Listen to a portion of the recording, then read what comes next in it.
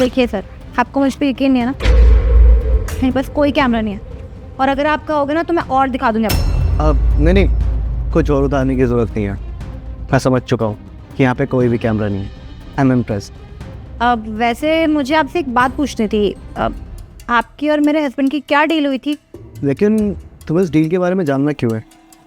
जो भी डील हुई थी वो तुम्हारे हस्बैंड और मेरे बीच में हो चुकी है, तो मुझे नहीं लगता कि तुम इस बारे में कुछ जानना चाहिए। नहीं, वो एक्चुअली जब मेरे हस्बैंड ने मुझसे बात की थी ना तो मुझे बिलीव नहीं हुआ था, क्योंकि आप इतनी अच्छी खासी रेप्यूटेड कंपनी के मालिक हो और इतने अच्छे इंसान हो, और आपकी वजह से ही लाखों लोगों का घर चलता है। तो मैं थोड़ा कंफ्यूज हो गई थी इस बात को सुन के, बस इसीलिए मन में डाउट आया तो पूछ लिया आपसे। ओके, हाँ, आई नो वेरी वेल कि मैं बहुत अच्छा इंसान हूँ।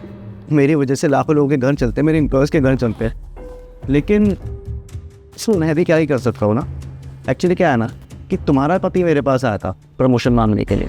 उसने मुझे बोला कि प्रमोशन दे दो। मैंने सोचा कि यार ये टैलेंटेड तो है नहीं, तो इसे प्रमोशन किस बेस पे दूँ। पर मैंने ये भी सोचा कि इसके पास प्रमोशन लाइक खूबसूरत बीवी है, तो मैंने उससे एक छोटी सी डील बनाई कि अगर तू अपनी बीवी को मेरे साथ एक रात गुजारने के लिए छोड़ेगा ना तो मैं तेरा प्रमोशन कर दूँगा अगले दिन ही। और थोड़ा सोचा तो उसने कहा कि ठीक है, इस डील के लिए मैं राज़ी हूँ। तो बस आज मैं तुम्हारे सामने हूँ।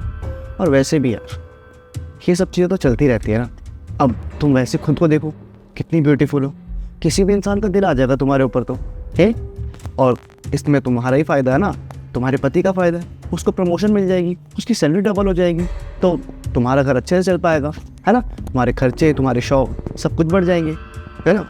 एक रात के बाद तुम्हारा पति एक अच्छे मुकाम पे होगा। और देखो ना, तुम तो उसकी बीवी हो, उसका सहारा, उसका साथ तुम ही तो दोगी ना। तो इस प्रमोशन में भी तुम ही उसका साथ दोगी। तो चले अंदर। अब